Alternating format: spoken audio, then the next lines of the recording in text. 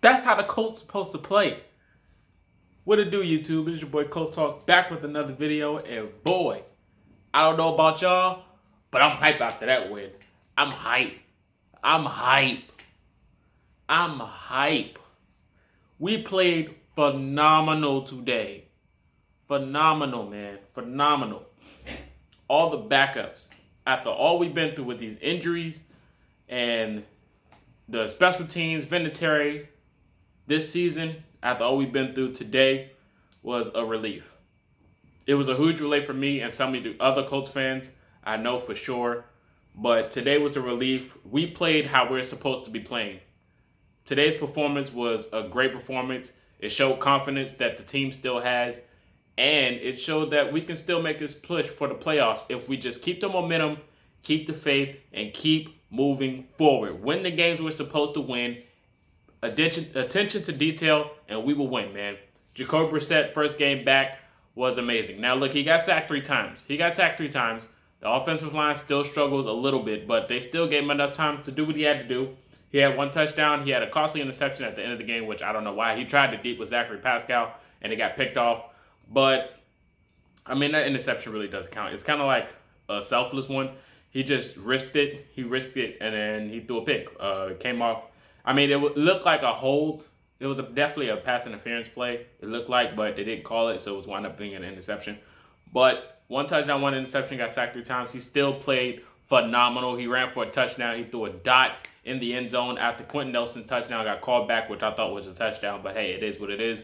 And he played great.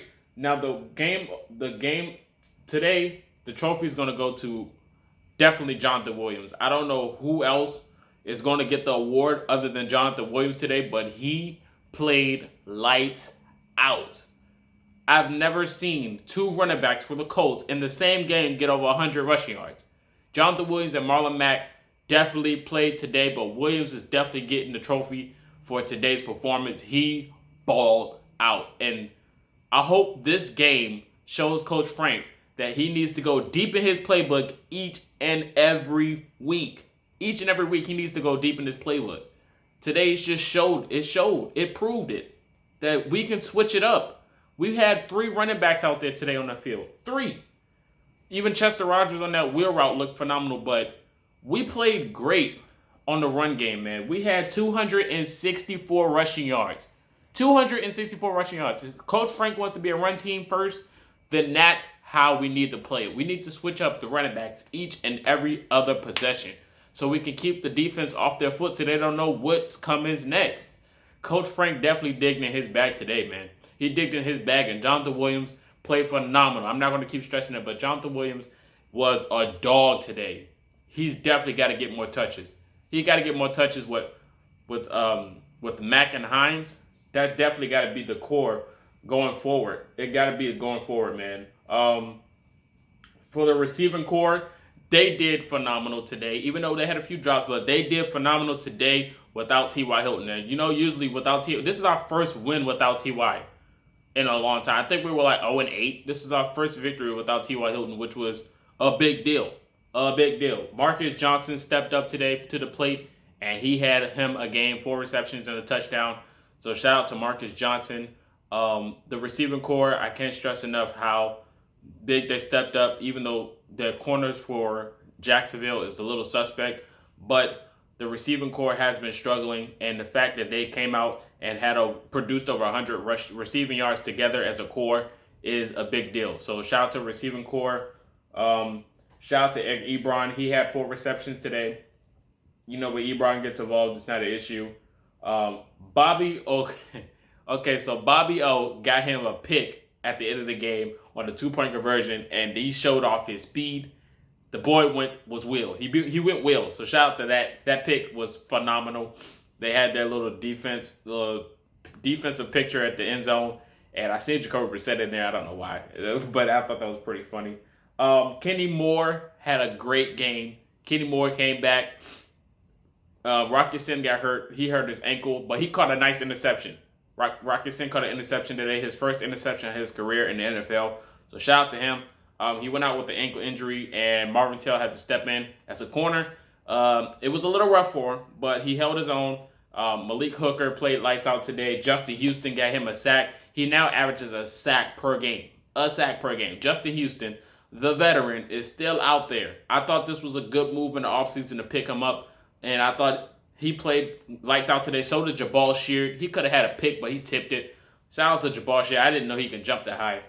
Jabal Sheard had him a game. Darius Leonard was around the field. Anthony Walker. We played great today, man. We played great today. Special teams, the mishaps on the punt, which made the Jacksonville get the ball back, but the defense played lights out. This just shows when a leader is on the field for the offense, and Jacoby Brissett, it changes the outcome of the game. Jacoby being there, not forcing turnovers like Brian Hoyer did. It just smoothens the game out, and it gives the time for defense to breathe and relax and to rest up for the next possession. The offense for the Colts did great. So when the defense came back out there on the field, they were fresh, energized, and they had enough time to get some stops. They played lights out. The rush for Jacksonville running team only had 29 yards. 29. And I thought Fournette was going to be the change gamer, was going to be a game changer. They only had 29. We shut them down. The receiving core, I expected DJ Shark to go off, but the rushing game got shut down, and I was happy. We don't allow people to rush over 100 yards. Now, when we go to play Carolina, McCaffrey's going wheels. We're going to see how we really play when we go to play Carolina. But our next game is Thursday, which is a back-to-back against the Houston Texans. And if we beat the Texans, we're back in first place. And that's just going to make me go off the walls if we beat Houston. Which is big. T.Y. has to play. T.Y. has to play against Houston in Thursday's game, man.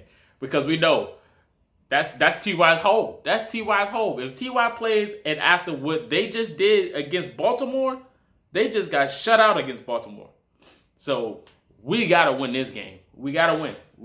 There's no question, no ifs, ands, or buts. Adam Vinatieri with 100%, as I predicted. I went on Twitter, and the Colts, they announced that the roof was going to be closed. And I said, Adam's not going to miss any field goals. And someone said, well, the roof was closed last week. So I said, okay. I just said, I didn't even respond. And Adam Vinatieri went 100%. So shout out to Adam Vinatieri. We just played great today. But if you enjoyed this video, like, comment, and subscribe. Turn on your notifications. I'm definitely going to go live or post another video sometime this week, maybe. If something drops, definitely probably on the injury report. So go ahead and follow me on Twitter as well. This is your boy, Coach Talk, signing out. Until next time, guys. Peace.